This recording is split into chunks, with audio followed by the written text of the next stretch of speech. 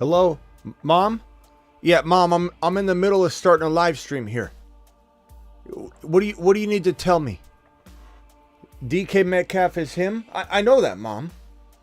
CeeDee Lamb is also him? Yeah, I know that too, Mom. I'm in the middle of a live stream. Meatloaf? Okay, we'll do it live after the show. The fantasy football show, the DK Metcalf recap show, the CeeDee Lamb double-digit reception recap show. The Zach Charbonnet, very proud of him. Got injured, knee injury. We'll break that down. That show begins right now. Live from the FantasyFootballShow.com studios. It's the Fantasy Football Show. Live! Monday through Friday, 8 p.m. Eastern. Smitty is also live whenever news breaks. Live whenever news breaks, live after the games, and boy, were we gifted an amazing Thursday game. We've been sitting here, kind of, I think, blessed a little bit for Thursday night games. They've been better than last year, and Monday night games have been pretty bad. But this Thursday game was solid. This game was amazing, and it didn't seem like it was going to be that good for the Seattle Seahawks side of the football. But boy, did the Seahawks come to prove everybody wrong.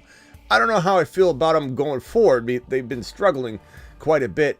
But wow, did we have a fantastic performance where I don't think anybody could have walked away upset at this game unless you own Zach Charbonnet and you sat him, which is understandable. We had a bunch of questions that were very close calls.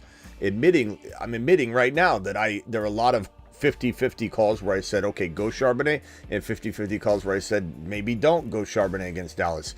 Then he gets injured. That's the only real negative here. Charbonnet, here's the latest news on Charbonnet's knee injury. Then we're getting to DK and CeeDee Lamb.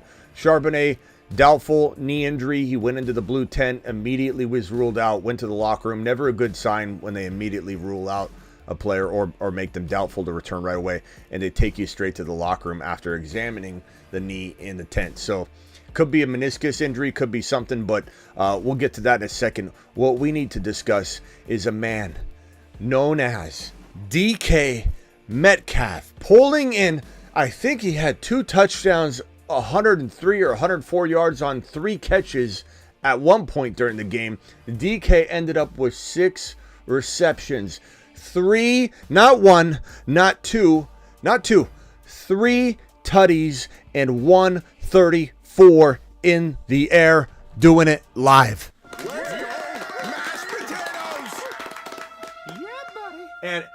And I have to say, what a magnificent man DK Metcalf is. What a magnificent man. Hold on, I got to get back to this.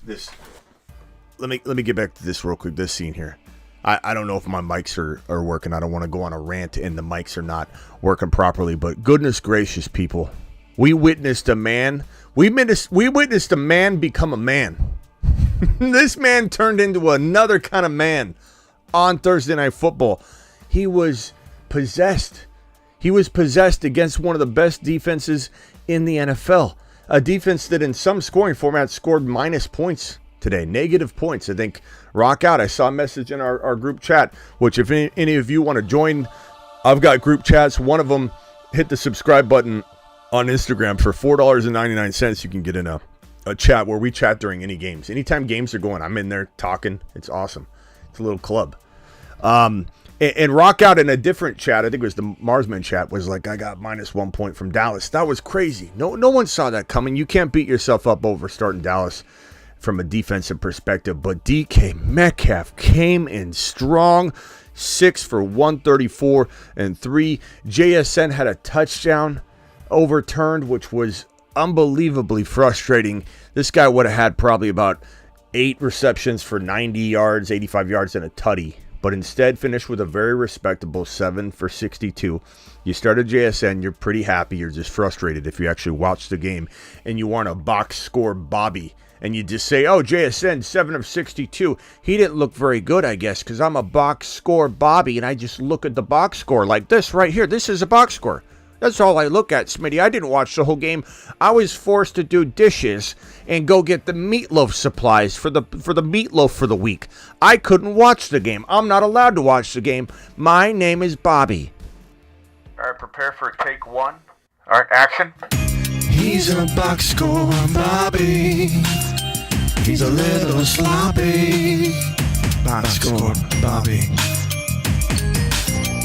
He's a box score Bobby. He's so sloppy. Bobby.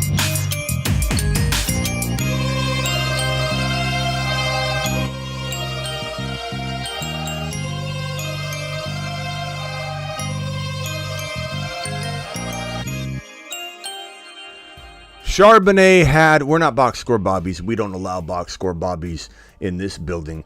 Charbonnet had a nice day. 99 total yards. Couldn't get to 100 because he got injured, but 99 total yards, 19 carries for 60. Wasn't great yards per carry, 3.2 a pop, but it was the Dallas Cowboys, and they fed him 19 totes.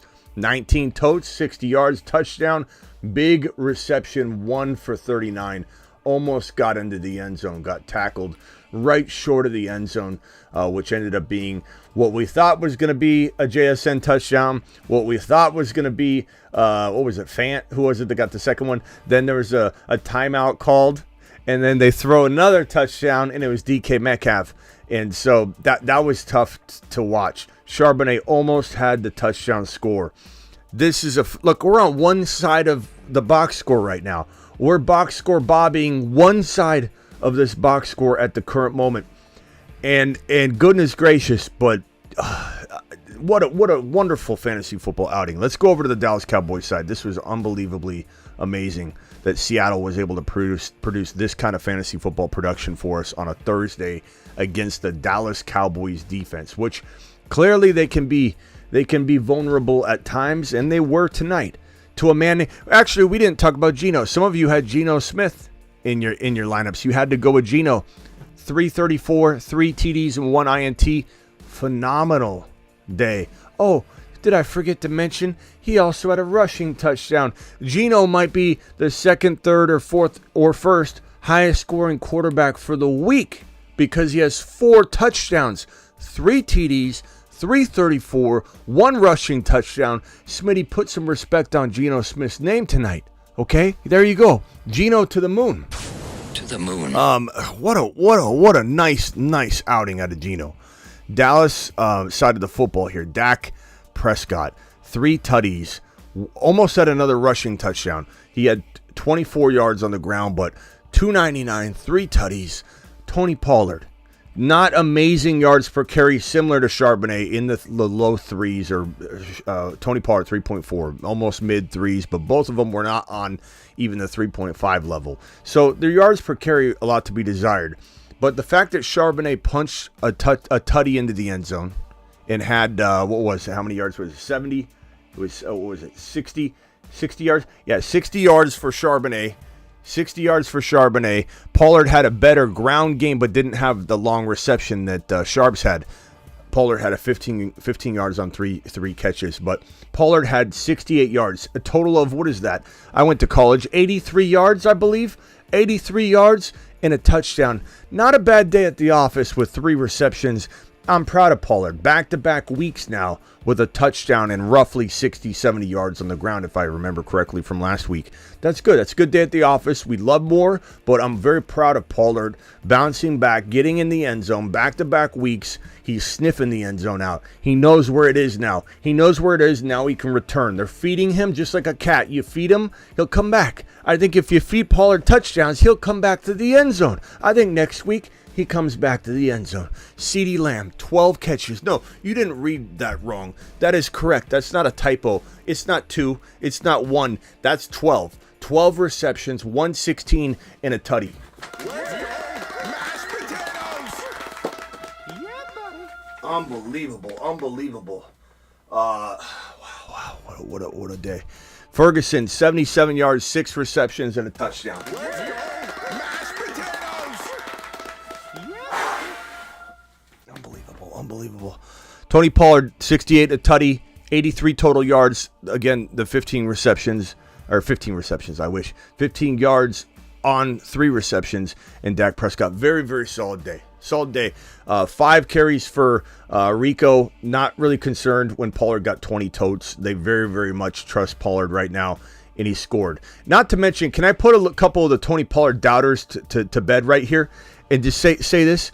You're sitting here talking and running your mouth about how Tony Pollard has, what did Pollard have, 15? Yeah, 15, so 83 yards total for Pollard.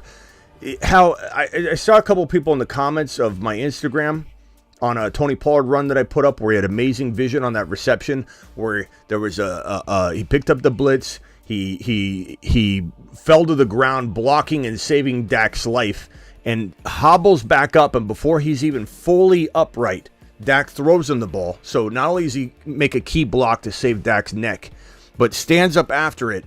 Dak's getting tackled by 2 or 3 other defenders that broke through, and he just throws the ball to Pollard. Pollard's barely standing up, grabs the ball, runs to the right, and uses elite vision to cut back and get a first down on a remarkable receiving play, a reception that I put on my Instagram. And a lot of box score Bobbies were in there going, Pollard's lost his step, he doesn't have the vision.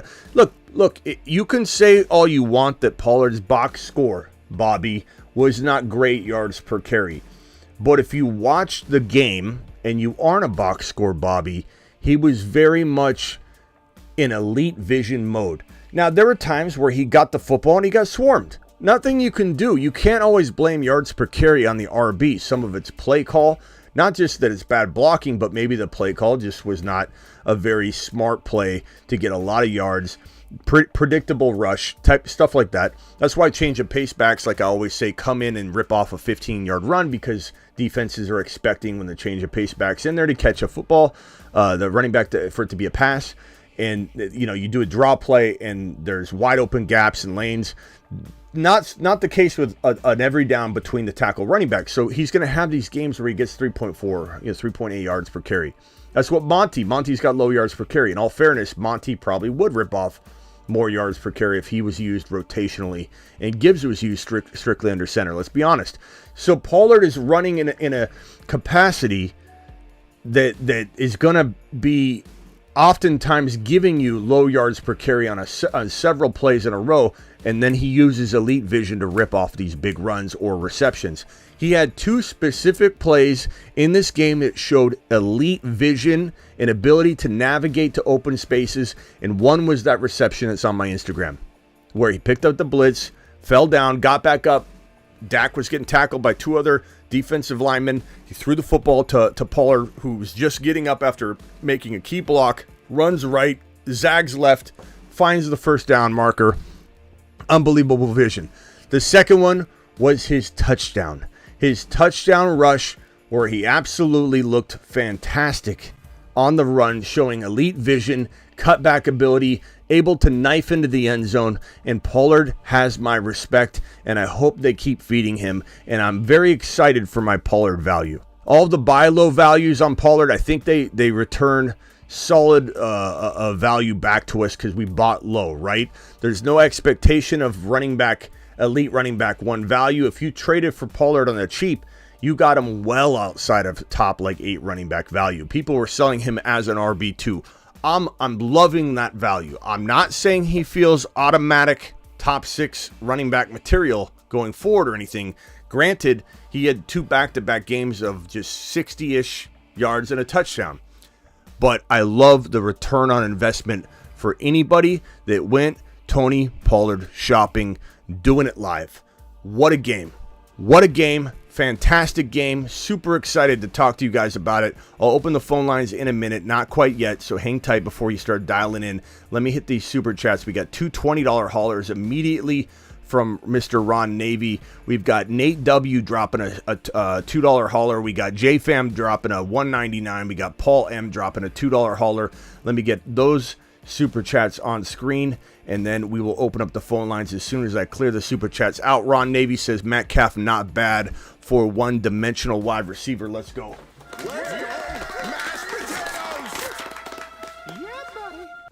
He is very one-dimensional. There's no doubt about it, but boy, did they exploit his skill set all game long. Unbelievable day. This is the type of game DK can have, and then he can go back to not having much of a huge day, getting locked down. So he still is. He still is very much not a fully tooled, versatile wide receiver to the tune of a CeeDee Lamb, to the tune of a JJ, to the tune of those guys. But boy, if you can toss the ball up to this guy, if you can call the right plays, unbelievable. And to Nate's point, he's still young. He's still got a lot of room to improve. So it doesn't mean he'll always stay one-dimensional, but he's very easily locked down. I mean, he's got an amazing schedule for the most part. I think DK is going to be a nice little, kind of feels like Mike Evans right now. Kind of feels like Mike Evans. He's got multiple dimensions of speed too. That's correct, Travis. That's a real sleek comment there, and I agree with that 100%. Super fast guy. Super good. Super amazing. Absolutely magnificent day. God, what a good day. Ferguson TD gave me $875 on Underdog. That's amazing too. That's amazing.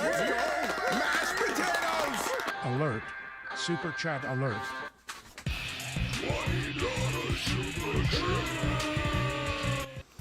Where are we at here? Right here. Hey, Smitty, play Kyler or pick up Howell this week. Can I get a group chat vote on this one? Kyler, Howell. Howell, Kyler. I lean Kyler, but that's super close. I'd love to get group think on that one just to make sure we're covering our bases. Rest were wearing Cowboy jerseys tonight, says Nady. Yeah, I mean, I guess you could say that. Ferguson, that touchdown was key. I'm sure, Ron, you were swearing up a storm waiting for that touchdown because you felt like he probably wasn't going to do anything. Clown MVE started JSN over... Oh, Clown Me, I think is what he's trying to write. Clown Me started JSN over DK running for laps for 1 month. JFam, I'm sorry, bro. I'll send you on your first lap, though. And look, I mean, there's a few people in here admitting this, that they almost sat DK. Florida man saying he almost sat DK. And that's kind of to my point of like, he can be, if he's shut down and contained, he can do very little. But man, if they just get this guy the football a certain way, if Geno can throw it properly like he did tonight and he did last year, then DK can feast. There are a lot of people that consider benching him, bro, and that's, like I said, it goes to the touch and go, the spotty game logs you're going to get out of starting DK. But man, what a play, what a game. Stevenson for Mahomes and Jalen Warren. I have Lamar, but I'm worried about him. Stevenson for Mahomes. Let me put it this way, bro. I don't care what you have at quarterback. You're getting Mahomes and Jalen Warren. Jalen Warren might quietly be better than Stevenson. And you're getting Mahomes. That is one of the worst offers I've ever seen. If you pull that off, you're an absolute magician. And I would be worried about the veto police coming for you on that trade, my friend. Go do it and do it live. That's a fantastic move. I admit I was discouraged on DK. And that's what I mean by he's one-dimensional. It's easy to shut him down if he's the focal point of a defense. They clearly didn't think they needed to in this game. It was unbelievable. And once he got going, and once Geno hit his throws and he hit his spots on the field, and really the game didn't get out of hand for the Dallas Cowboys to make it hard for Geno they could just blitz him. This game was set up perfectly, and DK momentum just kept building in this game. DK momentum. And JSN, the best thing that could have ever happened to DK Metcalf is the evolution of JSN. JSN looks so spectacular given the environment he's in. He's the third wheel. He's the third wheel in a crowded wide receiver room with the quarterback, even though he threw 3 TDs and scored 1 TD today, Geno Smith. Even though Geno was remarkable, it's hard to garner more than what JSN's garnering right now in a 3 wide receiver set that also has the running backs involved, also has Fant involved, and your quarterback is Geno, who struggled all year. Like, not starting Geno wasn't crazy tonight if you had Geno Smith. So just for anybody that did have Geno Smith on the bench, you can't kick yourself for that. It was the Dallas Cowboys. It was a tough matchup, and nobody can beat themselves up over any missteps with the Seattle players that you may or may not have played. And Charbonnet, God, he looked good. Let's hit the button for Sharbs. Sharbs deserves it. He looked great. Get Charbonnet. Pop open a nice bottle of Charbonnet. Now Charbonnet did get injured. We talked about this at the top of the show. We don't know the status. Knee injury, it appears to be. He was ruled doubtful immediately. He went into the blue tent and almost immediately went to the locker room. Never a good sign. Ruled doubtful. And my guess is there's some sort of meniscus MCL. I hope there's not some weird clean ACL tear or something like that. But it didn't seem to be an ACL. But you never know. ACLs, you can tear your ACL, and if you don't have any sort of damage, it's really hard to tear a clean ACL. And when I say clean, I mean you're usually in football when you're tearing an ACL, which you can see on the back of this model, but the ACL and PCL cross each other in the middle of the knee. When you tear your ACL in college or in football or college football or pro, your knee's usually going to the side like that, or you hyperextend it in a way, but it usually buckles in a way that it's stretching the MCL, which is right here. You can see the MCL stretching as I twist the knee that way, or if your knee goes this way, you can see the LCL being stretched. And you can also see the meniscus being pinched right in this corner. When I do that, you can see it being pinched. You usually tear meniscus and stretch or tear to a certain degree one of the ligaments, if not both, on top of snapping the ACL. So it's very rare for a player to not have pain that they can't really identify, like, oh, snap my ACL. Not a lot of pain similar to when you tear your MCL. Your MCL is probably the most painful part of any of the knee injury you could encounter. And so tough to know what's going on. We could speculate all day. Sounds like a knee injury. I'll pull up my phone. I've been live here for the last 22 minutes straight, so something could have broke. So let me go to the news wires and see if there's an update on Charbonnet. But CeeDee Lamb, 12 catches, 17 targets for Lamb. 12 catches, 17 targets, 30 yards rushing. We didn't even mention the 30 yards rushing. Mashed potatoes. Yeah, buddy. Unbelievable. Just a day. Mashed potatoes. Just a day. Unbelievable day.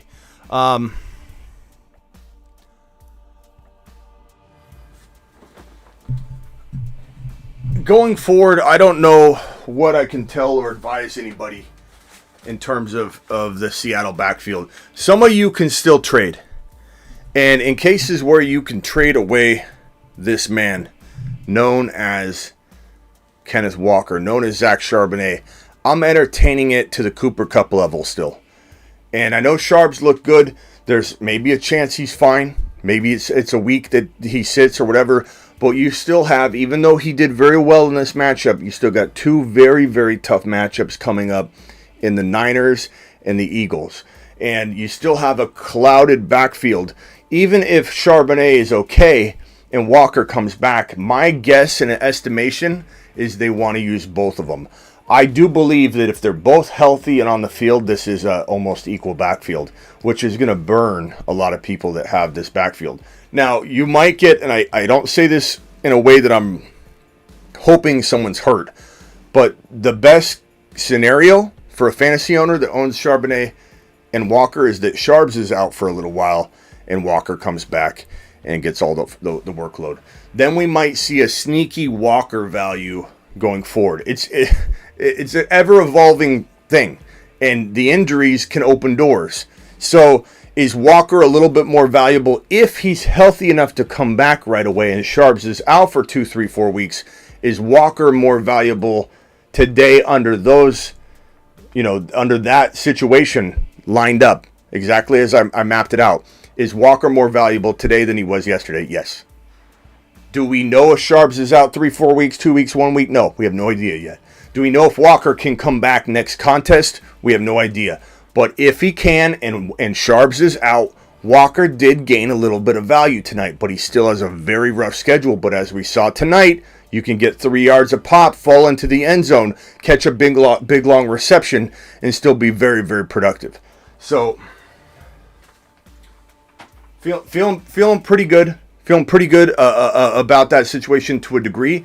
But if you can still trade, I'm still very open-minded to a Cooper Kupp. I'm still very open-minded to a Devontae Adams. I'm still super open-minded to a Devon Achane, who continues to get tons of negativity walking into week number 13. I'll tell you, these Devon Achane haters are just packed in droves sitting there in the comment section of any platform that I'm posting on, just waiting to talk trash, mad trash about him. He's not it. The one guy, we got a guy that came under the Uranus list. And off he goes to the planet known as Uranus. Right here. David came in on the earlier show and said Achane's like a tire with a small hole. What's that about, David? What's that about, David? What's this about, David? And off he goes to the planet known as Uranus. You know what I just noticed? I didn't notice until right now. David's already on here. David's got this one. Achane's not the same anymore. Achane's like a tire with a small hole. This is the syndrome of that's called non-Achane-itis. And it's when you don't draft Achane, you missed out. You're so upset. You're so upset at yourself. You're upset at your mom. She was cooking meatloaf that night. You were digging in. It was so good. You wanted second helpings. You said, "Ma, give me second helpings." And she said, "Okay, do you want me to send it down to the basement?" And you said, "No, I'll eat it here at the table." You ate your second helping of meatloaf while the waiver wire deadline kicked off. And here you are, eating your meatloaf, scarfing it down, and all of a sudden you remember, oh my God. You scramble down the stairs at mom's house, get into the basement, turn on the Hello Kitty light, run over to your computer, and turn it on. You pull it up, and Achane's grabbed. Achane's grabbed. Somebody else got him. You're so upset. You're so upset. You're beside yourself. You're crying like Draven over in the corner about it. And you say to yourself, I'm going to become an anti-Achane owner to cope with this. My coping mechanism is throwing hate at Achane. That is my coping mechanism. That's how I'm going to do it going forward.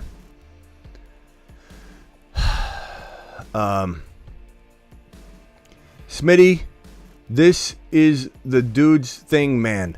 This is this dude's thing, man. Oh yeah, that guy. Yeah, I don't know, bro. But it's unreal how many people just need to double down on that. Okay, wow, what a day, what a day. Let's open up the phone lines. Call into the show. Call into the show. Brought to you by Christopher Smith. $430 super chat is the highest super chat in a live stream in the month of November and October and probably December. But if someone knocks Christopher Smith off with a $431 super chat, your name will be here, and we'll probably give you the emoji that we have kind of floating out there right now. Wheel Snipe City's got it because he's such an amazing dude. Drops so much amazingness on the channel. But if you get that title there on the phone line, I will change the emoji to whatever you want as long as it's decent, and it's not something that I can't put up, you know what I'm saying?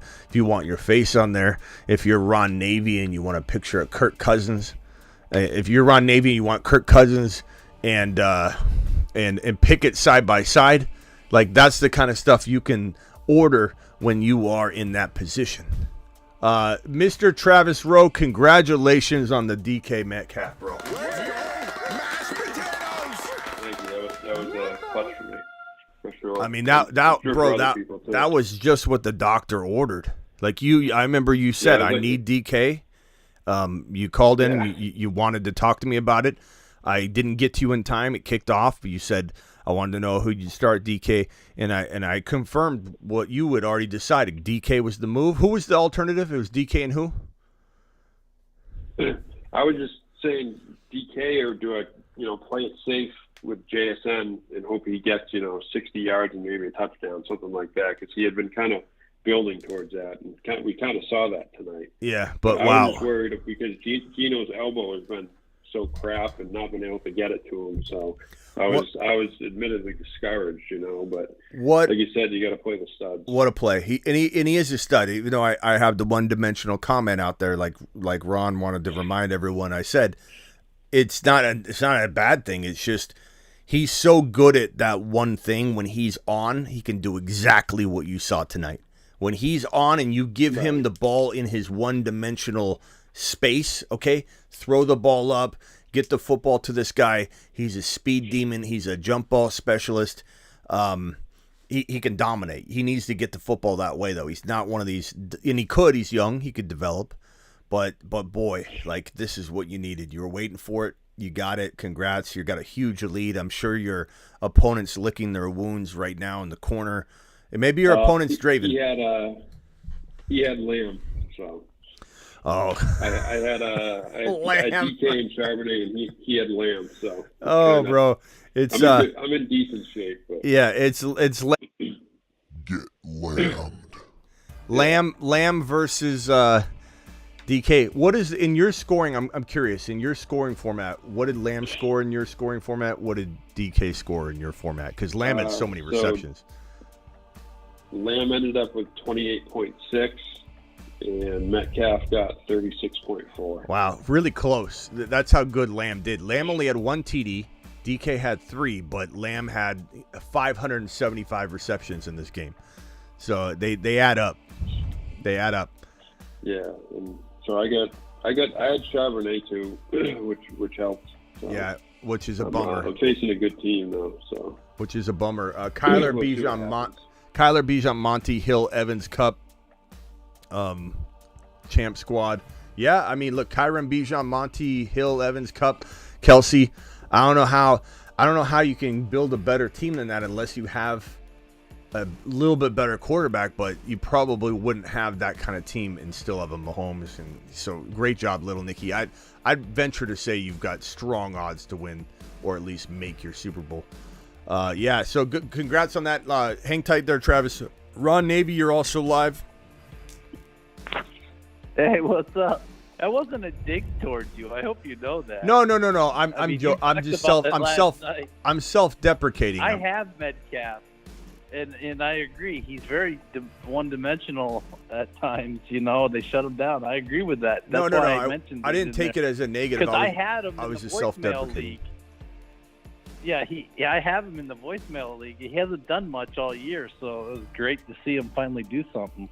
Because I started him. You know the way I kind of feel about DK is I feel like DK's got like this, like if we were to like map out a route tree and we were to say they were like roller coaster tracks that you couldn't stray from, I feel like DK's are like there's like 3 of them. There's like this is his like not that he doesn't have a big route tree necessarily, but the way they utilize him, Geno Smith's limitations when he's not on point, the offensive limitations when they're down, and the way that they've been playing the last couple of weeks, it feels like he's on this track and you know where he's going. He's easy to shut down. There goes DK. There goes DK. There goes DK. There goes DK. Whereas other wide receivers like Lamb Chops, his route tree is just all over the field. It looks like just like a Van Gogh painting or a Pollock, Jackson Pollock painting. So that's the way I feel about DK. It's not necessarily a dig at him. He's still young, as everybody said. He's still got the ability to play like another 6 years. He can definitely improve. But yeah, congrats on the $800 win. You were needing Ferguson. Yeah. That's great. Fergie, he fumbled that ball a little bit in the end zone, and I thought, oh my God, hold on to that ball. I know. He was bad. I was also waiting for a flag or something. Oh yeah, that's the other thing too. You hold your breath in this game because no matter what happens, the flag doesn't even come out right away. It's like a delayed flag reaction. It's like, who's gonna throw a flag here? Anybody? And then you're like, did Ferguson score? That Pollard touchdown, I was looking around for like 15 minutes. I was like, he should have had that passing touchdown. It hit him right in the face mask. Yeah. The play before he ran it in, he should have had that catch for a touchdown, but oh well. But if you remember last year, Metcalf did the same thing. He came on late in the season and got people into the playoffs and won people some playoff games. I don't know. It's like a trend with him. The end of the year, at beginning, middle, he's like mediocre, and then at the end of the year, he seems to come on. Yeah. But schedule too. Yeah, but I was literally after that Pollard touchdown, I swear to you, even after the extra point was kicked, I was still waiting for a flag. I was just like, can we get like eight plays deep in so they can't undo it? I felt like flag heaven there. And that's the way. What team is it that feels that way? There's a team I always talk about that it's like, oh, the Jets. Whenever Breece Hall scores or Garrett Wilson scores, I'm sitting there going, I know there's a flag. I know it. I'd bet my life on it. And I wait. There's laundry on the field every time. Every time. The Jets are just the most frustrating team. I think a high school team could come in and beat the Jets right now. And the defense they can only do so much. You get tired. You get worn down. Their stats against when you look at strength of schedule is not what it used to be. They're not red-lined anymore when you're facing them like, oh, here's this, red-lined matchup. It's like orange now. They're not you can do certain things against the Jets that you couldn't do if they weren't tired and always on the field. I really do hope that Aaron Rodgers does come back and plays, because number one, I love Aaron Rodgers and I love that people hate him. I love this man. He's a man that stands by his principles. He does what he wants. He gets hated on because he just lives his life. And every single one of you Aaron Rodgers haters out there, you're the one digging and prying into his life. You're the one watching people that are digging and prying into his life. Like me. I'm digging and prying in, but I'm digging in and prying in and loving every bit of it. But it's the people that complain about Aaron Rodgers speaking his mind. He's all about show. You guys are the ones that dig into his life and keep watching content. He goes to a sweat lodge or whatever the hell it was. What was it? Dark space? What was it called again? The darkness retreat. He went to the darkness retreat. Yeah. No one had to watch that. The media, he mentioned it on Pat McAfee almost in passing, and the media dove in head first, dug through his whole life like they always do, and then complain about him. Aaron Rodgers is trying to make a comeback, and so far, he's very successful on one of the fastest comeback Achilles injuries we've ever seen. And I'm a very big skeptic to Achilles comebacks, but as far as running backs go. But Aaron Rodgers is a quarterback, and he doesn't run a lot, so this is a very feasible thing to happen. Now, maybe he tears the other Achilles. He has a bigger chance of tearing the other Achilles probably than tearing the current Achilles in question, as I predicted with Cam Akers, that he would be a very high likely candidate to tear his other Achilles because he rushed back. Aaron Rodgers is rushing back, but he's also not going to explode off the Achilles like Akers was every single play. Akers was planting, cutting not just every play, every other step, right? Right foot, left foot, right foot, left foot, constantly exploding. Whereas Aaron Rodgers is going to pitter-pat. He's going to play patty cake back there, and maybe he'll go down. I could see Aaron Rodgers just jumping onto his side, but I'm excited to see it. And my whole point in that tangent was to say, I think if he gets in there, we see a resurgence of some things, or maybe we just see a little harbinger of things to come for 2024. But the reason I think he's going to try and play, if the Jets win, let's say this next game, and maybe they win the next game, he doesn't need to have like a clinched playoff berth. He just needs to have some semblance of hope, and so he can come back in there, get his feet wet, and potentially walk into 2024 unscared. He's going to have his ability to test the waters, to kind of mingle with the offense instead of going out there scared as a dog that he's going to tear his Achilles, I think it's going to be a lot less pressure for him. I think he wants to do it. I think he won't do it if they lose their next 2 games and there's no hope whatsoever. But if there's like right now, I think the odds are 5% chance that the Jets could win. The Jets could make the playoffs. It's like a 5% chance. It's small. If they win, I imagine it's 7. Like it goes up a small amount. They win again, it'd be like 8. But it's gonna be unreal to watch, and I'm there for it. Yeah, I don't want him getting hurt worse. And in that video they showed of him working out yesterday, I think it was yesterday they showed the videos. He still looked very gimpy when he was going back and even running. You could tell that he was still gimpy. So yeah. I don't want him getting hurt. I'd rather him not play and be 100% than try to play and get hurt worse, and then his career's done. Yeah. Hey, Garza. That's how. Garza called in, or super chatted, I think he super chatted about the Geno situation, and I'm so glad that worked out. It says, my man, thanks for the Geno pick. I was a little bit batting blind, but you had horrible options, it felt. But little did we know Geno might be the first or second best quarterback of the week. Congratulations. Yeah, he had a really good game. 4 TDs. The same shame they had to lose the game. I mean, neither team really deserved to lose that game. They both played great on both sides. Can you imagine if you had Geno, DK, CD on a team right now? You'd have like 100 points. It's crazy. Oh, yeah.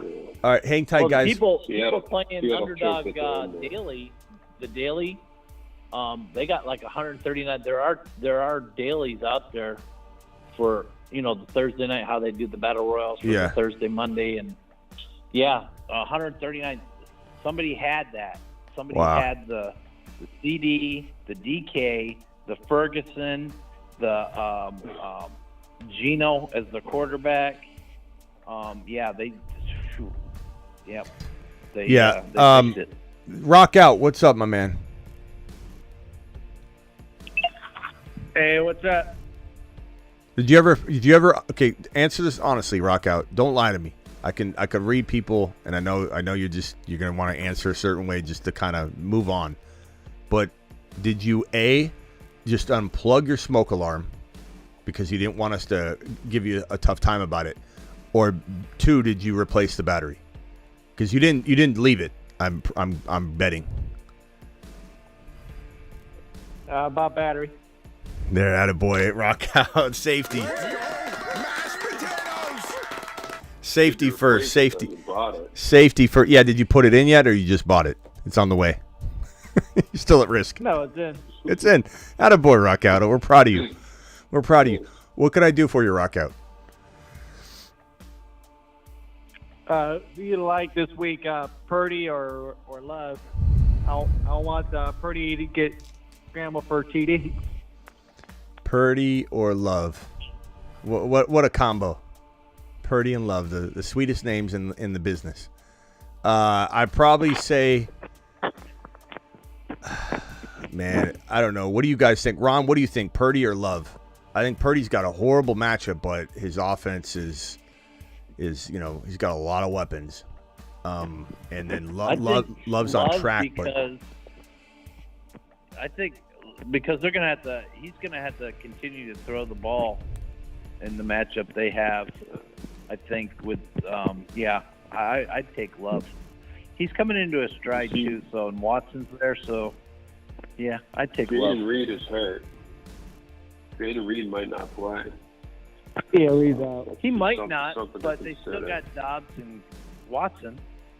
Yeah, they do. I mean, I'd say if you're just looking for a steady game, go Purdy. If you think you need, something big, go Love. I mean, Love's been good, so depends on how much you think KC defense. I would probably say this. I'd probably say that Purdy feels safer.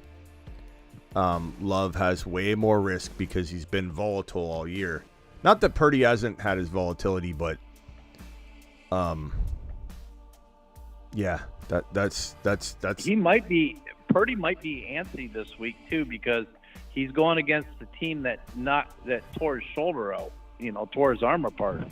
So he might have that in the back of his mind, and that might affect his play. We'll have to wait and see, but that could be a factor.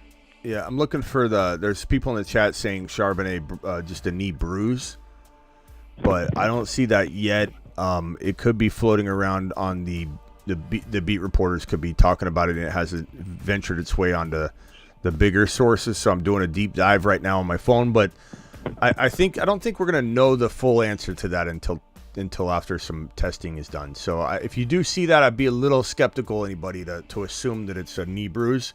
Hard to know that without doing some imaging and everything. Hold on one second, guys. Let me head on over to Two-Time Junior. I don't know. Is that what we call you? Two-Time Junior? Why do we call you that? Do you say everything twice? Absolutely, man. Absolutely. All right. What can I do for you? I got two questions for you. So, who would you take this weekend, McBride or Goddard? You think he's going to come back? Goddard's probably not coming back this week, but McBride just had a huge news. I mean, he's actually banged up too, so monitor that. But McBride is got huge news today that Zach Ertz is the Cardinals parted ways with Zach Ertz. So fantastic news. McBride's here to stay, like Michael K. Michael K. CPA. He is here to stay. McBride. So McBride for sure this week, but he's got to make sure he's playing. But once Goddard's back, I mean, Goddard could be top 5 immediately, or he could, struggle to get there. But there's like, if I had to say Goddard feels like, so if I was to rank Goddard, I would say his range feels like 5 to 8, and McBride feels like 6 to 9. So there's overlap there. You know what I mean? Like, right. If Goddard could be 8 and McBride's 6, I mean, McBride could be better. But I would say, like, long term, I feel like you factor in offense, Goddard's probably the better long term play. But McBride this week, just make sure he's playing. Just make sure he's playing. Then lastly, I wanted to ask you, do you think Thielen is going to make a comeback, or do you think I should try to stream Rice or Reed at the flex? Reed's banged up. Rice is on fire. And Thielen's not on fire, but has proven pretty consistent for a big portion of the year. So you're playing with fire. Either with all these are close calls. But I mean, how do you sit Rice coming into his own when Rice has been proving metrics-wise one of the best in the National Football League in targets per route run? The same thing that we saw from Kadarius Toney, the same thing that got this community and me. And I take a lap for it every day. I still haven't slept a single wink of good night rest since my predicting him to have a big year. The same targets per route run volume that he was getting, Rice is getting. This is what Mahomes does. The problem is they were doing the same dial-it-back treatment with Rice that they were doing with Toney. So we'd see huge targets per route run data, but then Toney wouldn't, run a ton of routes. So Rice was the same way. He was super high. He's clearly the replacement for what they wanted out of Toney. Toney certainly had the ability. There was a possibility he could be an enormous talent, but he just can't stay healthy. He's a head case. There's just a whole lot of reasons. And then that whole drop fiasco.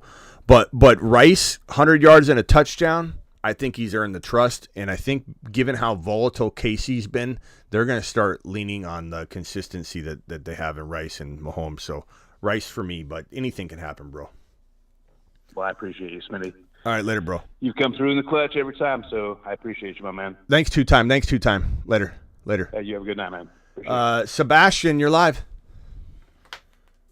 Hey, Smitty, I'm 10-2, so I can afford a loss this week. Would you do Hurts for Josh Allen in a lateral move? I'm only contemplating this because our championship is combined week 17 and 18. So you're worried about Hurts not playing week 18, yeah. Jeez. Yeah. Yeah, that's tough. I don't see why they would play him week 18. But, is Josh Allen out of the playoff hunt? That's a possibility too. and then what happens with that. But what can you look up your scoring? What are they each scoring in your format? It's a standard PPR, 6 points for a rush, 4 points for What's their total? What's their total on the year? What are they at? Let me pull that up. Yeah, you find that, and then I'll come back to it. Rock out, did you have anything else while Sebastian looks that up? Yeah, we thinking about Javonte and McLaurin and Rita at the flex. Javonte, McLaurin, and who? Rita? Reed. All right, got it. Javonte, McLaurin, probably McLaurin. But I like Reed a lot. If Reed's fully like good to go, then maybe we revisit that. But I think McLaurin is probably your safest right now. All right, how many points has Hurts scored on the year in your league? 259 versus Josh Allen's 287. There you go. So they're pretty much the same quarterback. There you go. I mean, I guess does anybody on the phone line disagree that if his championship is week 17 and 18, which is ludicrous, which is absolutely stupid, that he should be hanging on to Hurts if he could swap him for a guy that's scoring more? I mean, I would take Josh Allen because he probably has a higher likelihood of playing week 18, but you never know, though. I don't know. It's tough. And it's also Buffalo, too, at that time of year, so it might even be snowing. Yeah, but There's two variables. He was born in the snow, molded by it. What do you guys think? Can anybody on the phone line say they'd still rather keep Hurts? Yeah. I don't know how you'd want that, though. I'm 10-2, so I can afford a lot. All right, hold on, bro. Let's get some opinions here. Ron? Okay, Sebastian? Hold on. Ron's cooking a grill and a steak probably at freaking midnight. Sebastian, you want Hurts or Josh Allen knowing that the championship week is a combo of week 17 and week 18 combined? Correct. I'm getting no help. You guys are the worst panel I've had in a long time. There's no help here. There's no. I got 6 people on the line. I was waiting. Josh Allen. All right, Travis. Travis. Yeah, if that's something you truly think could happen, which it seems like it can at this point, if you want to be safe, go Allen, because like you said, in the snow, Allen's fine in the snow, and I think the Bills are going to be good the rest of the year, unless they're going to collapse. I mean, they have to play their ass off to make the playoffs. So I think he's going to be chucking. Yeah, I guess my only concern would be like, what if Allen gets banged up a little bit and they're out of it? They'll sit him. He could sit quicker than Jalen Hurts or something, So you never really know. Like sometimes you collapse. Yeah. Sometimes you overthink these things and you're like, crap, I should have just kept it because Hurts would have got me straight to the championship game. But I look the one quarterback. The thing that would have me convinced. I don't know. The thing that had me convinced is that Allen's playing better anyway. So there you go. In your format. So I would just say do it, bro. I'd keep Hurts. Who said that? Ron? Me, Ron. Yeah. All right, This is what it is. It's not going to be like last year, where he was injured or whatever, but they're still playing for the number 1 slot. So let's say San Francisco beats them. They still got to play Dallas again. They're still got to play competitive games to keep that number 1 seed. So they're going to play Hurts. And Hurts, that's a good point. I like his chances of rushing touchdowns. I mean, 1 to 2 every game, rushing touchdown for Hurts. I just like Hurts' upside better. I'm not worried about them sitting. I don't think they sit him at all. It's a good point, but let's just roll through this real quickly. So there's 2 things that could happen. Exceptions. There's 2 things that could happen, obviously. You've got so the Eagles are 10-1 right now. If the Eagles beat the Niners, then my guess is that you're looking at the scenario of where Hurts is likely going to probably sit week 18. If the Niners win, so it really does come down to like this game's really crucial. This week's really crucial. Yeah, but who has a Week 18 champion? It's over in 17. No, that's the point you're missing. Is his championship game is a combined Week 17 and Week 18. That's why he's making this move. I missed that part. Yeah, you were grilling your steak, Ron. No, I wasn't. I was making sure. I'm kidding. The wife got tired. I'm kidding. Sleep. I had to make sure she had nighttime bro. medication. I'm just kidding. So that's what I was doing. So he's doing it because he's afraid that in Week 18 Hurts will be sat, and that's his championship week. He plays in a. No offense, who is it? Sebastian? Sebastian, is it your team? Yeah. Yeah. No offense, but put your earmuffs on real quick. Sebastian plays in a stupid league. Mickey Mouse. I 100% agree with you. I tried talking to the commissioner. He said, "Nah, it's better if it's combined." Let's combine. Like, okay. Let's include the first week of the preseason. What are you doing? What's your call your commissioner right now in three-way? I want to talk to him. I don't have his phone Just number. combine the last. What's the excuse to get his phone number real quick? I'm sorry, everybody's talking at once. What'd you say, Sebastian? I said, what's a good phone number? What's a good excuse to get his phone number real quick? Because we're all in the Instagram group chat. Tell him, hey, call in live into the show. The host of this show wants to ask you why you play Week 18. He thinks it's crazy, and he wants you to call in and explain yourself. Watch him not do. He won't do it, but see if he'll do it. All right, I'll just do it for the shenanigans. I'll see what he says. Last year we were at Week 17. They should have stuck with Week 16 end of the playoffs. Yeah.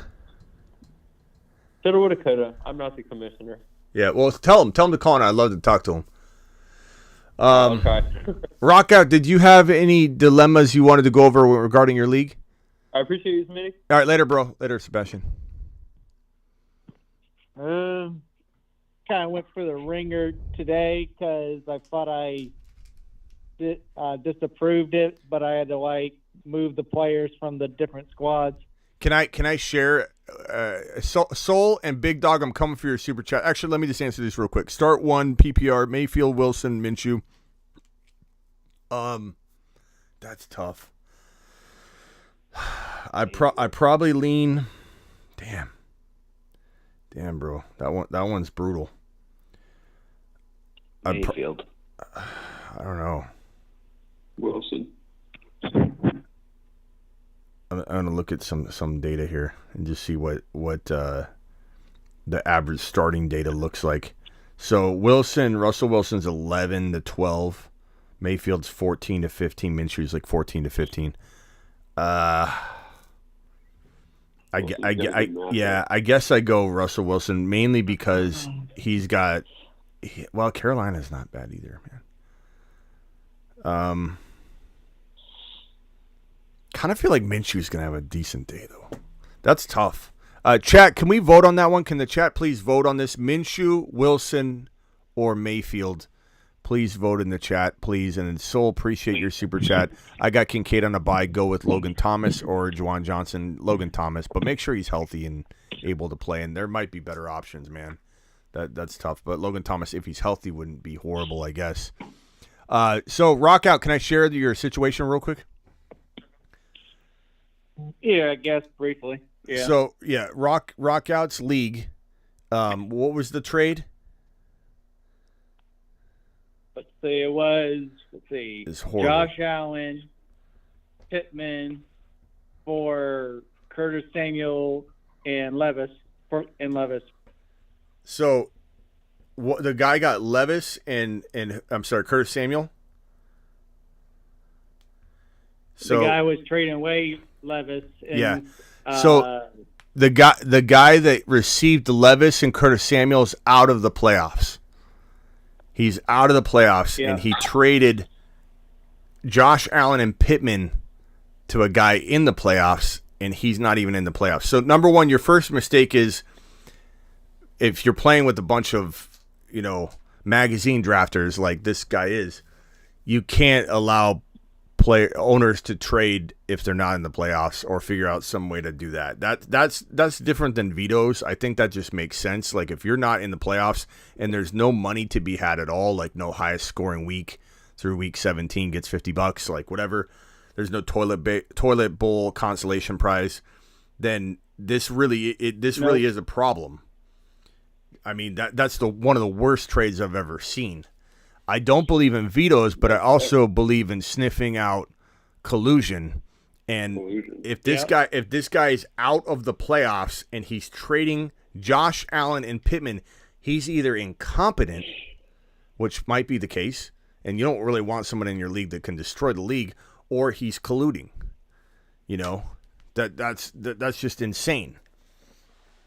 That's like a little bit both. So did you overrule it or did you approve it? I disapproved it, and people in the chat was like, "This is messed up. This is BS." People in the chat or these two guys in the chat? No, other people. Really? Other people thought that it was messed up. The trade, or you overturning it was messed up? No. It was messed up that trade even occurred. Okay, good. Let the two people be mad. You'd have to be absolutely off your rocker to be in favor of saying, no, you should let it stand. I'd like to face Josh Allen and Pittman on that guy's team in the playoffs. So let two complainers complain. The rest of the league's going to support you. There's no way the league doesn't support you on this. So stick to your guns. They did, and like in my mind, if he had that trade, he would automatically win. And here he has AJ Brown, Keenan Allen, and Chase. Yeah. So that'd be like automatic championship, basically. Yeah. Yeah. Frank, are you Frank? You constantly talking about Achane? Are you? Achane owners playing spoiler. Achane, there's always. I'm not sure if it's you, Frank. I might be off base here. I'm just trying to figure out. Traded Achane for Seattle defense. Darn it.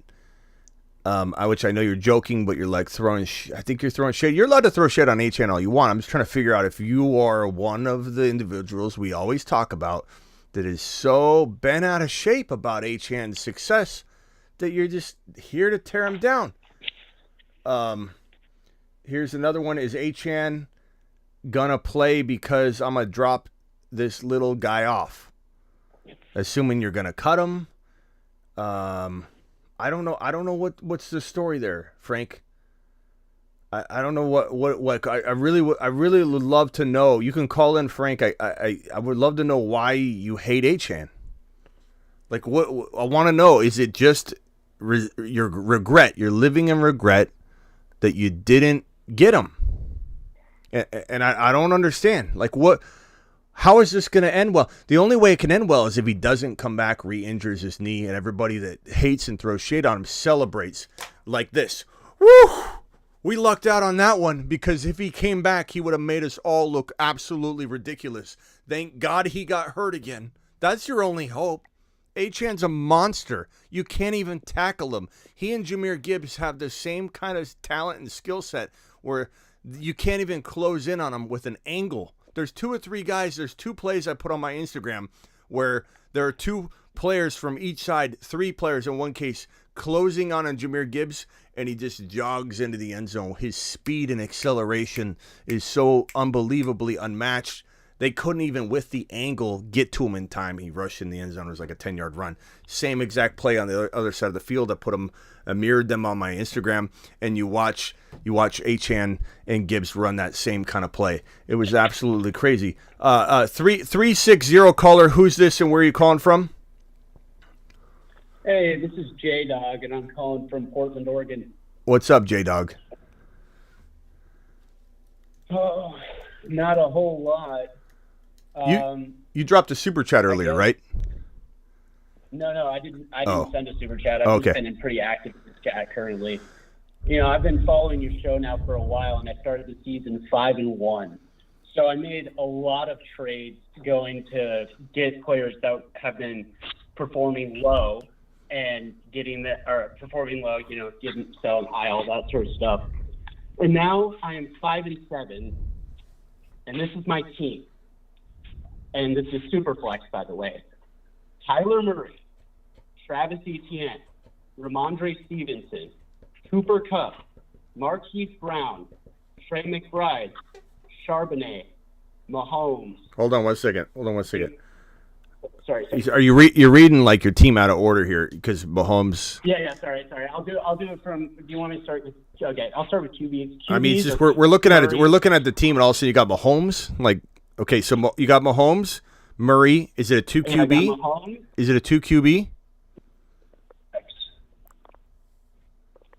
Is it a 2 QB, bro? No.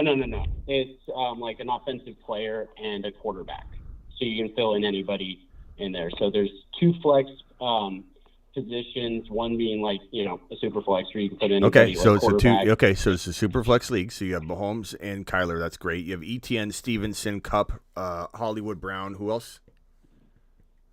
I have Charbonnet. I have Swift. I have Keaton Mitchell. And at wide receiver, I have Justin Jefferson, Devontae Adams, Jaden Reed. Those are my 5. Okay. Yeah, I think that's 500. All right, what's the question? And then, basically, I'm just asking you, like, I started Charbonnet in my flex spot that turned out fine. I have Swift on my bench. And I guess I don't know. Like, should I start maybe? What's the question? What's the question, bro? I don't know what you're saying. I don't know. I'm trying to follow, well, but I just told to call him the show. Okay. Sorry. That's all right. Take a deep breath. Take a deep breath. Okay, I was you just got trying this. to reach out to my team, and I was saying I love this team. I think it's got a lot of potential, but I'm 5-7, Okay. and I need to win now. I got Jaden Reed on my bench. He's questionable, yeah. But if he starts practicing, should I debate putting him in over Cooper Kupp or Marquise Brown? I mean, we have to take it one week at a time in terms of like what do you do next week. I can tell you this week. First of all, you got 2 amazing quarterbacks.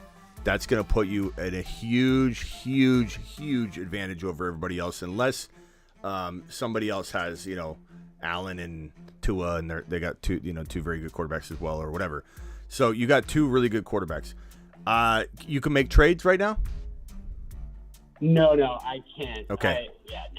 We're past that. So you're hoping JJ comes back after the bye week. You got to play him. Adams, I still love Adams. I think he's still got wide receiver 1 value. I still start Kupp. As of this moment, could that change a week from now? Sure, call me next week and we'll talk about it next week. But for right now, I'm not sitting Kupp. We can't look too far ahead in the future, but you're starting Kupp. You're starting Etienne. Etienne's got like top 5 running back projections this week across the industry, so he's a very good play. Sharbs did fantastic for you. So you're starting as of right now. You can't start JJ. Obviously, you're starting Swift, Charbonnet, Etienne probably as your 3 RBs. You could play Stevenson over Swift if you wanted, but I would probably roll with Etienne and Swift. You've got Kupp and Adams. When Adams is playing, obviously he's on a bye, so you're playing Reed this week. This week you're pretty set, right? You're kind of just worried about next week. The thing is just like if I lose, I'm basically out of the playoffs. It's a 12-team league. There's 6 positions. I'm 5-7 now because I went on like a 6-game losing streak, and it's just I've been overthinking this lineup now because it's just like. There's not much you can do with JJ out, with Adams on a bye, like this line, and Mitchell on a bye, and Reed's hurt, but we'll see. There's not much you can do. Just ride it out this week. Their dilemma would be Stevenson and Swift, unless you can play all 4 running backs: Etienne, Stevenson, Swift, and Sharbs. No. Okay, so the only dilemma you have is Stevenson or Swift, and we can ask the chat on that. Chat: Stevenson or Swift or Stevenson, who are you starting? Yeah, I'm sorry for not coming with a better prepared question. That's all right, bro. It's all right. It's your first time calling I in. just figured I'd call in and talk about this team because it was just like it's been driving me nuts. I'll tell you what. Yeah, I'll tell you what. I'll put you on hold. Laporta and Trey McBride at tight end. Which one would you put in? That one's kind of up in the air. Laporta or Laporta? Laporta. You put Laporta in? Yeah, he's jumped through, the rookie wall, I think. All right, hang tight real quick, bro. We'll come back to you. Think of another question, and we'll come back to you. Just mute yourself if you could. I got Bill the Tickler on the phone right now. Bill the Tickler, what can I do for you? Hey, yo, Schmidt. How are you, bro? I'm good, bro. We just had a great Thursday night football game, so I'm feeling pretty good. Oh, that was fantastic. It was so it was expected to be so underrated, and it got so good. It got so good. Mark Cleveland, call in if you want. Charbonnet. Go ahead, Charbonnet performed well. I'm so sorry to hear at the end that he might be dinged up. Yeah. Yeah. So what do you do with that running game in Seattle, right? That's another show. That's like a midday stream. So I'm looking for some tight end help, Schmitty. Spit it out there, Concerned. Bill. I'm there. Concerned. So was looking for your opinion. Concerned. Bill, what can I do for you, Bill? You know I love you. When I yell at you, Bill, I'm never mad at you, but spit it out, young man. I know. And this is what you did last week. It was like you were shopping. It was like when you call somebody and you shouldn't, and you're doing 10 things, and you're like, hold on a second, I gotta pack this bag. I'm at the grocery store. Okay, hold on 1 second. But Schmitty, when you yell at me, I feel so loved and empowered when you yell at me. So it's a fantangled thing, my friend. J Dog's question was a well-oiled machine compared to yours. But go ahead, let's go, Bill. Let's start over. Hit me with it. All right. You've never accused me of being a well-oiled machine, my friend. Okay. So my tight ends. So on the waiver wire, I got to find a tight end.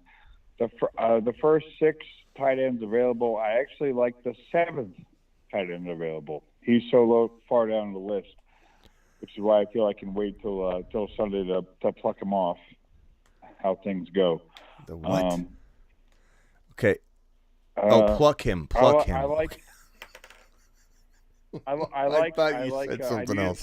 need a tight end plug and play for this week while my other tight ends heal, and hopefully I have Goddard and McBride.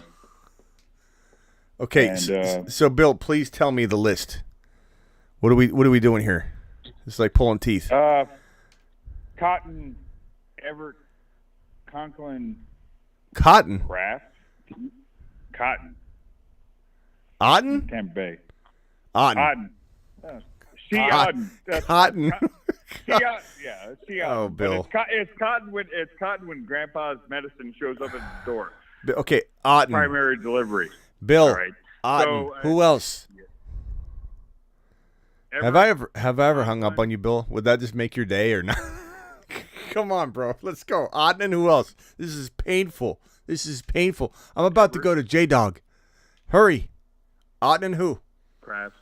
Otten, Conklin, Kraft, Higbee. Probably Otten, but Higbee's kind of sneaky.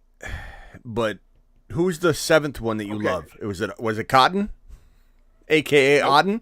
Nope, right, didn't get there yet, bro. Okay. Jahan Johnson, New Orleans. Jahan Johnson. Competing with Taysom Hill. I know. It's a I know. High ceiling, low floor. You're the second person to ask about Juwan Johnson this week. So let me just pull up news on him. I know he's been banged up. Trending on the banged up. Almost forget he's even in the league anymore.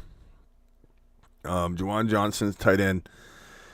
Tally 7. To answer your question, yes. You hang up on me, badge of honor. Of course. Okay. Of course 7. Okay, so he had 7 Absolutely. targets. I'll be honest. I thought he had like 2 or 3 targets last week. He had 7 targets, 45 yards. You know, I don't. Been doing good. I don't hate this idea, Bill, because you have because you have Olave out. But I'd probably say, how do you sit Otten in this scenario? Well, I don't have. It's a waiver wire. So yeah, but you probably pick him up. I mean, he's still 45 yards, 49 yards, 70 yards in his 2 touchdowns, 70-yard game in week 9.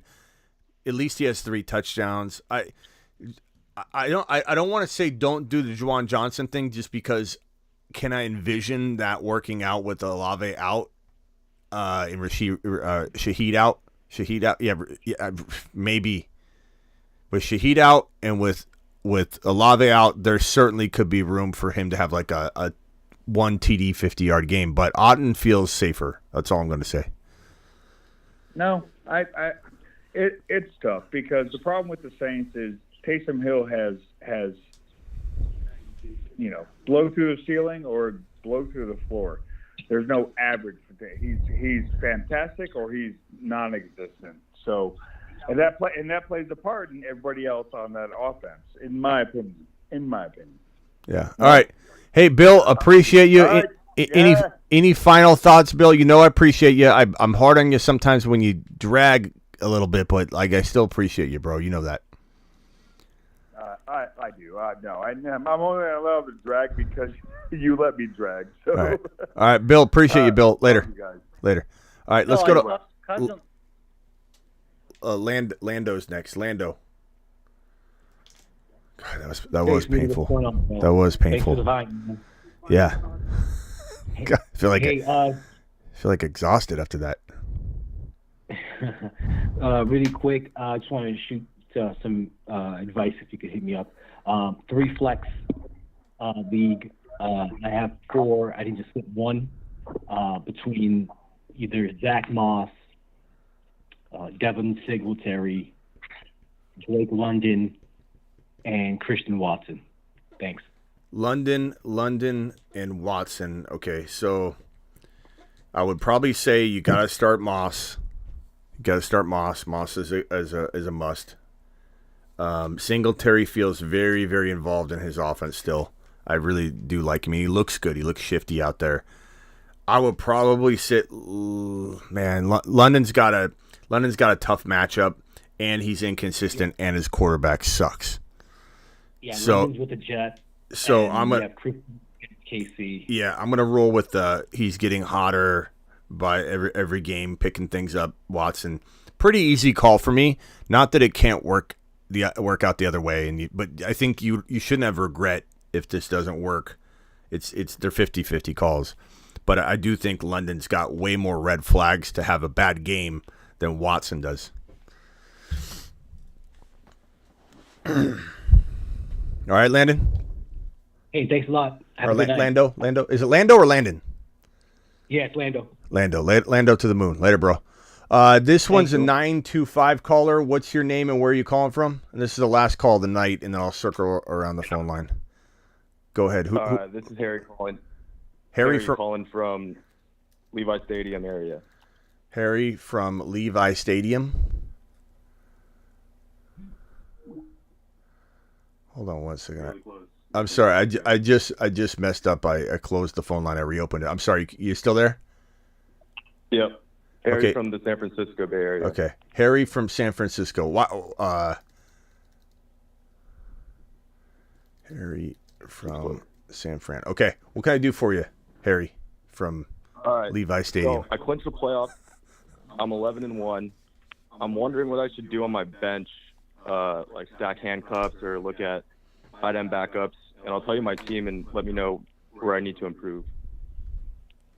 All right. Hey, real quick, hold on one second. 978 caller, what's your name and where are you calling from? Okay. All right, no more calls. That's the last one. I'll give you a chance, pal. Okay, go ahead, Harry. Hit me with your team. All right. Quarterbacks got Josh Allen, Brock Purdy. Running backs, I got Bijan. I got Breece Hall, Zach Moss, Charbs. I just picked up Kenneth Gainwell as a handcuff. Receivers, we got CD, Lamb Chops. We got Stephon Diggs. We got Pittman. We got Scary Terry. We got OBJ. Tight ends, we got Dalton Schultz and Gerald Everett. And defense, I got San Francisco. Okay. Half PPR. So can you trade? No more trades. So you want help with what then? Waivers or something? Or just like I guess waivers, yeah. What would you stack in this position? Like, I already clinched, so I'm really only optimizing for week 16 and 17. I don't know. We're ways out from that. There's so many variables involved in that. I think you start thinking too much about week 17 and week 16, you're not going to make it there. I think when people do that too much, when it falls in line and everything's equal and you have some sort of week 16, week 17 advantage, I do factor that in and make that move. But I think you start planning for that, you're going to be playing for second place. So I would just put the best team together and don't worry about matchup. Look at tonight. Look, if you are worried about the Dallas Cowboys against DK Metcalf and you're planning around that, look what DK just did. So I wouldn't think like that. I'm not a big advocate of that at all. I only do that when it lines up and it's an accoutrement. It's an accessory to the trade. So I would say this. So Diggs and CD is fantastic. You have probably, I would say, one of, if not the best, two wide receivers there, right? Josh Allen, you have, in my opinion, the number one or number two quarterback going forward by far. Is this a 1 QB league? 1 QB, yep. Bijan is about to, we hope, go nuclear, and we're banking on that. I love that. Moss is just quietly falling right into your lap to be an absolute potential gem. It's a good team. This is a really good team. I think the only thing I would be trying to do is, yes, if there's, this is Kyle Pitts, is it? Or no, Pittman. Pittman. Pittman. That's good. Pittman. Yep. Good third wide receiver. Odell. We'll wipe him out. Who cares? So who's on waivers? Let's just go there. Who are the best players on waivers? Let's not worry about week 16, week 17. If it falls in line, like example, Keaton Mitchell could start gaining more and more work. That's where you start saying, I'm going to pick up Keaton Mitchell and I'm gonna roll with this guy. So hit me with the waiver wire guys. Who are available? Best available. Gotcha. I mean, in terms of tight ends, we got Pat Freiermuth, good, Okonkwo, Kraft. Okay. Wide receivers, we got Zay Jones, Guyton. We got Michael Wilson. Running backs, we got Joshua Kelly, Rico Dowdle. I mean, it's a 12-person league, so it's kind of sparse.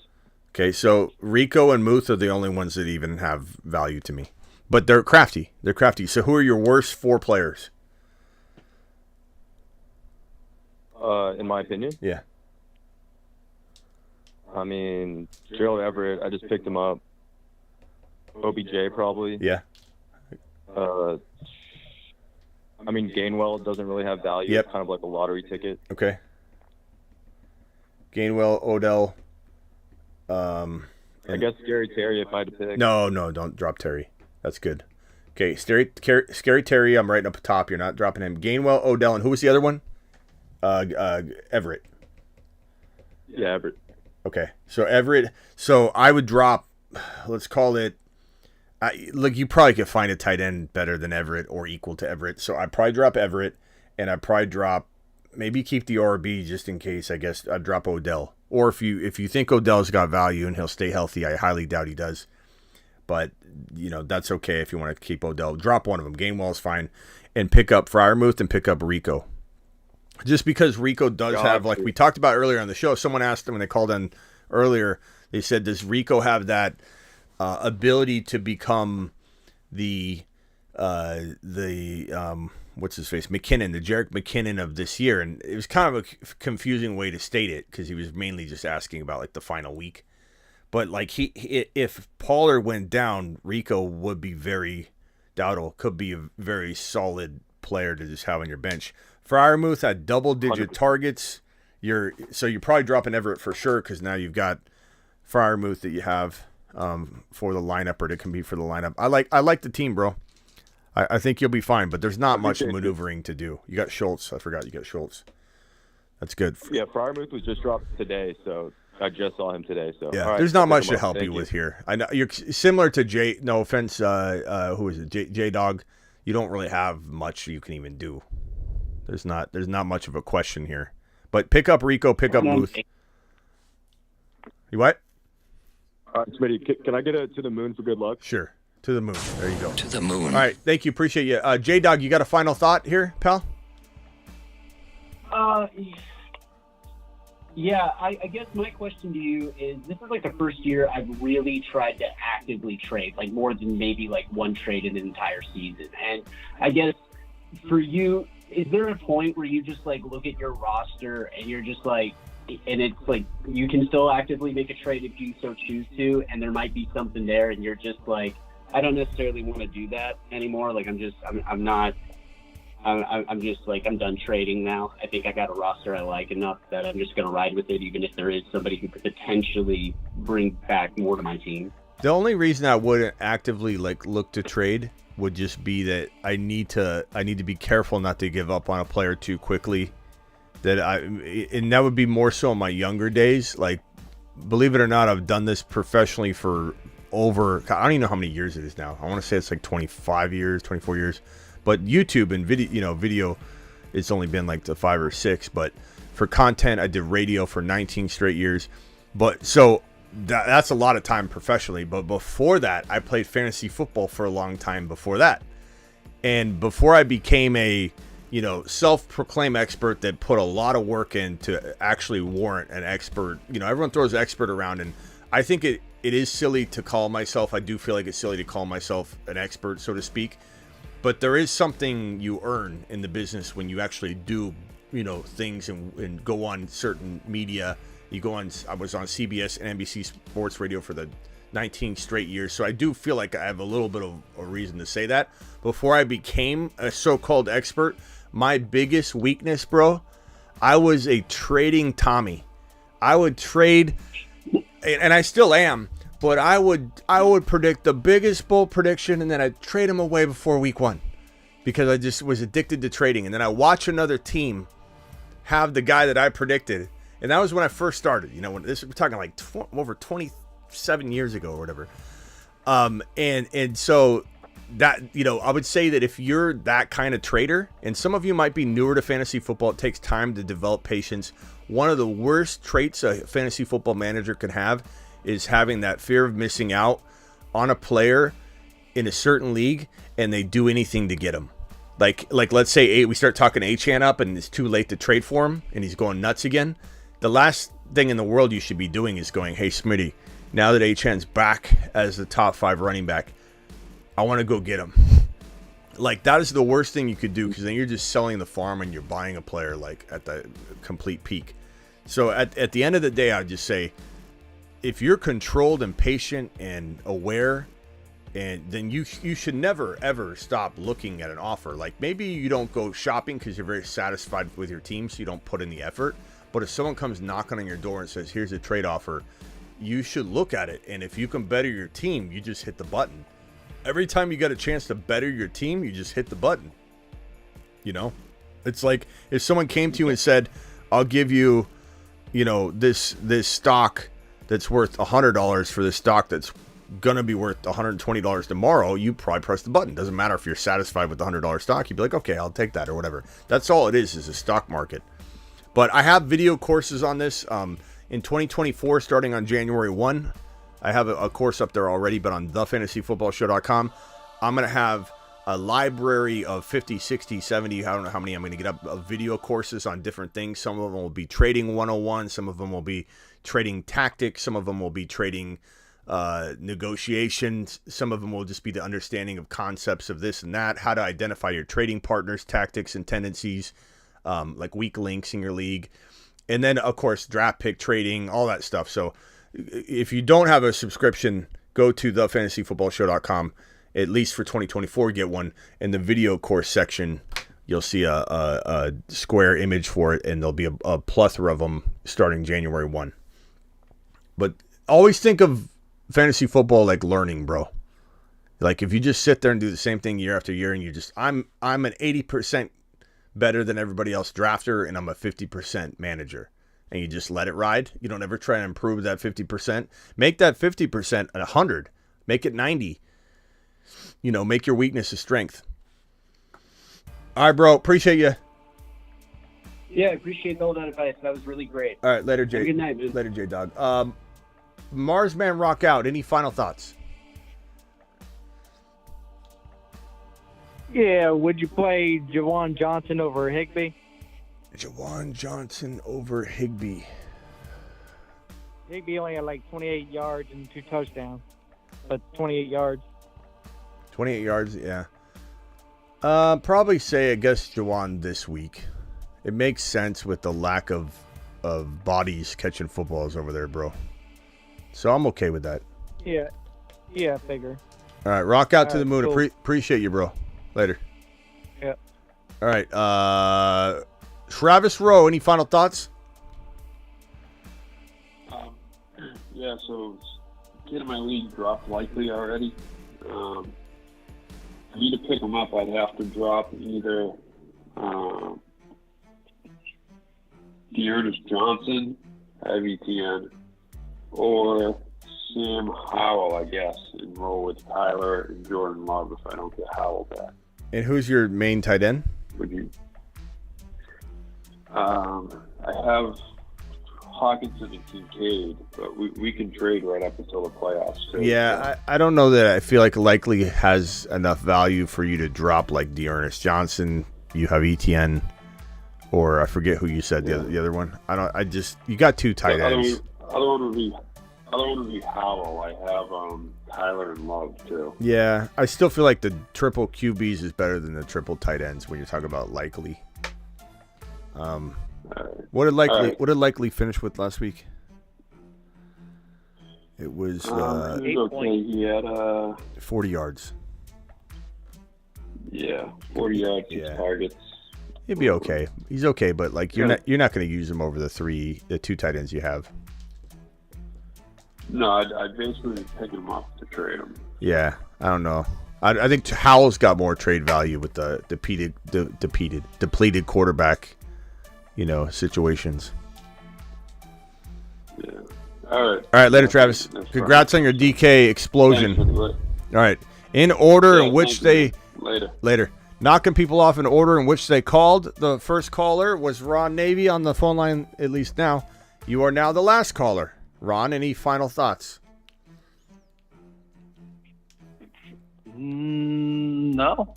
I hope the rest of this weekend is like tonight.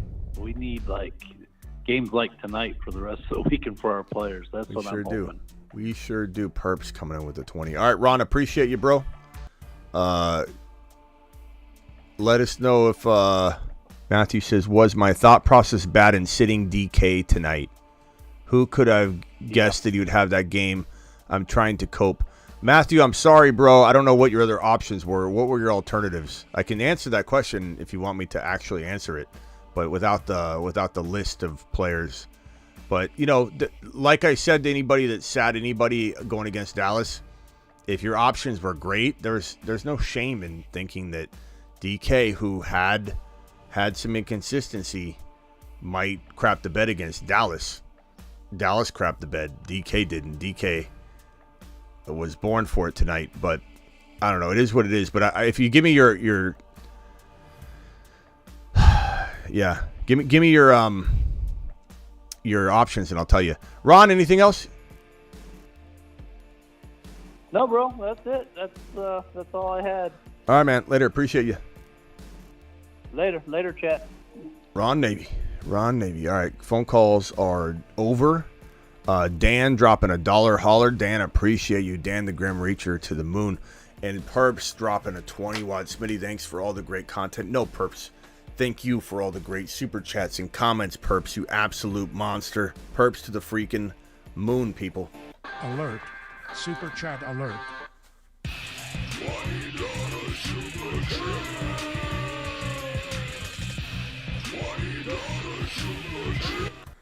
Perps to the moon. I'll see you all tomorrow. I'm sure we'll go live before. There'll be all sorts of news and Achane update and probably a Charbonnet update, Walker update. You know, there'll be a ton. Draven coming in hot with my fantasy team. Draven played Dak and DK. I'm not laughing, Draven. I am, but not at you. I'm just laughing because you make me laugh. But Draven had an awful situation. Draven just playing Dak, playing DK. Thank God you didn't play DK, Dak, and CeeDee Lamb all three. You know, good thing you didn't play Geno against Geno Smith. Poor Draven. Draven's heartbroken. I'll see you all later. Oh, we got 2 super chats that just came in. Oh, no, I did those already. All right. I'll see you all later. Appreciate my $20 haulers. Perps with a $20 hauler. Ron Navy with a double $20 hauler back-to-back at the beginning of the show. Thank you, Nate W. Thank you, J Fam. Thank you, Paul M. Thank you, Pierce. Thank you, Little Nicky. Thank you, Christopher Garza. Thank you, Soul. Thank you, Big Dog. Appreciate you. Thank you, Matthew Miller. Thank you, Perps. Thank you, Dan the Grim Reacher. And I think I was looking for who your options were on your super chat. You were wanting me to answer if you made a mistake. I don't think you listed it. Smitty is the Howard Stern of the fantasy, first show of its kind, entertaining. Thank you, Shane. I appreciate you.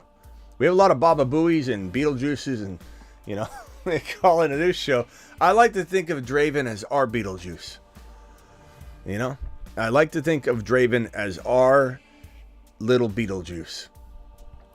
He's special. Protect him at all costs. Must protect Draven. That's why we have a line into the time machine so we can go visit him at any time.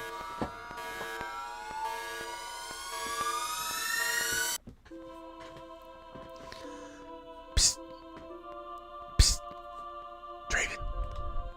Draven. I'm sorry about your team. 2024 is around the corner, and don't forget, Draven, Underdog Fantasy promo code Smitty. They'll double your first deposit up to $100 by using code Smitty, Draven. So you can redo week 13 right now. Draft for the morning slate of games, draft for the afternoon slate of games. Everyone get on over to Underdog, use code Smitty, and get that double $100 first deposit, Smith. Don't use that. Use Smitty. Smitty, do it live. See you all later. Appreciate you. Live Monday through Friday, 8 p.m. Eastern, every single Monday through Friday. Live whenever big news breaks. Go watch my running back upload. Running backs top 15 RBs for week number 13. I actually have it right here. I can show you. There it is. Pollard. We ranked Pollard a respectable place. He may finish a little lower than that, but this, of course, assuming Achane is going to play. But Mostert would move up if he wouldn't. Go watch this video. It's up on my YouTube right now. And it should guide you in terms of RBs. See you over there. Draven says Underdog. Draven says Underdog. Here I come, Underdog. Draven's resetting. You guys can reset too. Code Smitty, Underdog Fantasy. They'll double your first deposit up to $100. Draven's going to do it and reclaim glory. Code Smitty. Do it live. Superfish is a Draven fan.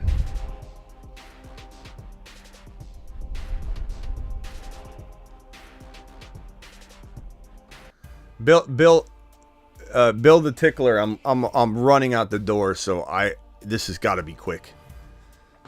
You can't do your usual. Bill, you're already doing it, Bill. You're already doing it. You're not even saying anything, Bill. You're dragging your feet. Oh, the damn mute button. That mute button is a son of a gun. Final thoughts. Thank you, Smitty. Thanks for guiding us in the right way. Thank you so much. Ron Navy, rock out, Smitty. Thank you so much. Thank you, Bill. Love you all. Appreciate you, Bill. Later.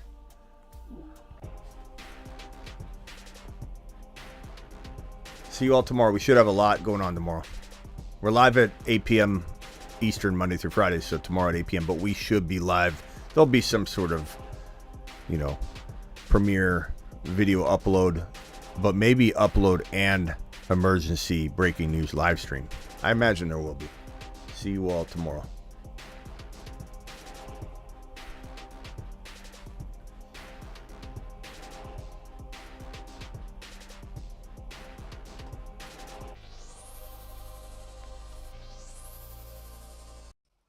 Get